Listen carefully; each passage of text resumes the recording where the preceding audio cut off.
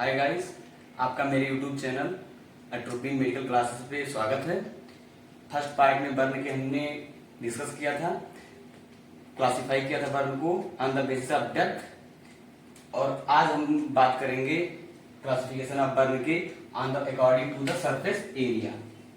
According to the surface area का मतलब क्या हुआ? सरफेस एरिया का मतलब हुआ कि कितना पार्ट सरफेस एरिया बॉडी में जितनी भी हमारी स्किन है, जितना भी हमारा पार्ट है, उसमें कितना पार्ट सरफेस एरिया हमारी बॉडी का बर्न हुआ है। तो इसके लिए हमें देखना होता है, एक रूल होता है, रूल ऑफ 9। सबसे पहले हम बात करते हैं हमारे साइड की बॉडी पार्ट में, जिसमें होता है वेंट्रल पार्ट और डॉर्सल पार्ट। जैसे अगर हम एनाटॉमिकल स्ट्रक्चर में खड़े होते हैं तो ऐसे खड़ा हुआ जाता है, और इसमें जो आगे का पूरा जितना पार्ट हमें दिख रहा है, ये पूरा फेस से लेके हाथ पैर सब, ये इसे कहते हैं वेंट्रल साइड। और अगर हम बैक साइड में इसकी जो भी चीजें नहीं दिख रही हैं, ये पूरी होती है हमारी डॉर्सल साइड, पीठ के पीछे। तो ये हमने जो फिगर ड्रा किया है, ये है डॉर्सल साइड। डॉर्सल साइड हमने दिखाया है, सेम जितना परसेंट ये है इतना ही एक और वेंट्रल साइड में होगा। कोई पेशेंट आया हमारे हॉस्पिटल में और उसका हेड रीजन जला हुआ है।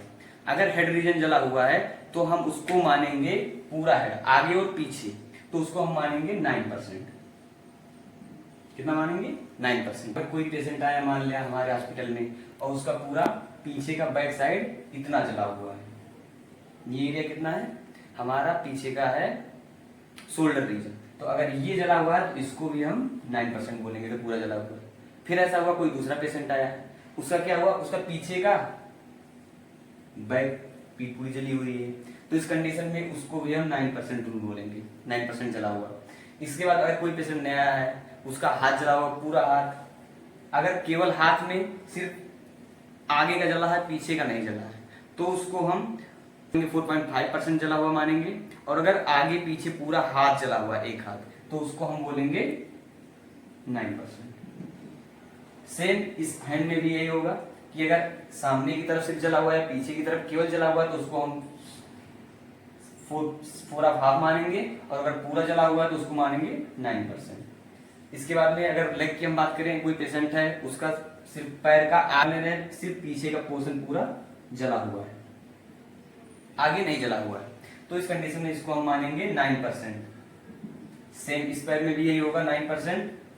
और उसके बाद में अगर ये बैक साइड से है, इसके बाद में अगर वेंट्रल साइड की बात करें, आगे से अगर वही पैर जला हुआ, आगे की तरफ भी जला हुआ है, पीछे आगे दोनों जला हुआ है, तो ये हो जाएगा 9% प्लस 9%, टोटल हो जाएगा 18%। इसका मतलब एक पैर अगर पूरा आगे और पीछे मिलाकर जला हुआ है तो ये 18% हो जाएगा, और हैंड में आगे और पीछे दोनों को मिलाकर के 9% होता है। हम समराइज कर देते हैं एक बार रूल ऑफ 9 को। तो इसमें क्या होता है कि अगर किसी का हेड रीजन पूरा आगे का पूरा फेस और हेड रीजन अगर पूरा नेक से ऊपर जला हुआ है, तो इसको हम मानेंगे 9%, ये 9% बर्न होगा। उसके बाद हम अगर इसके नीचे की बात करते हैं आते हैं, तो इसमें हम देखेंगे हैंड की, दोनों हैंड की अगर हम बात करें तो एक हैंड पूरा आगे और पीछे जला हुआ है, इसको हम मानेंगे 9%। इसके बाद नेक्स्ट ये वाला भी हैंड भी 9%। अब आते हैं हम चेस्ट रीजन।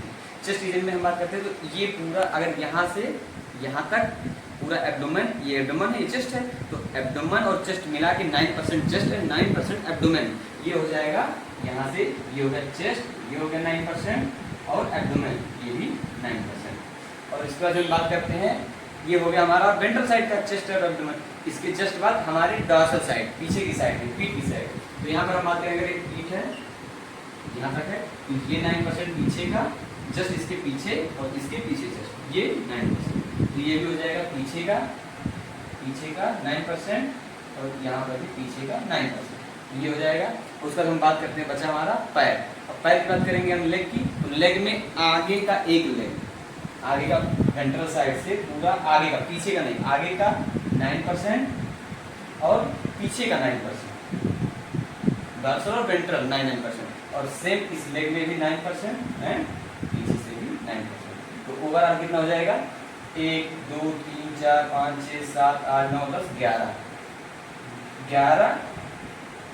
into 9% जल रहा, तो 11 9 मल्टीप्लाई करेंगे 99%, बचा 1%। अभी 1% बॉडी पार्ट में हमारा ये पेरिनियल एरिया, पेरिनियल जितना भी होता है वो से हम 1% बर्न मानते हैं। तो ओवरऑल 99% प्लस 1% इक्वल टू 100%।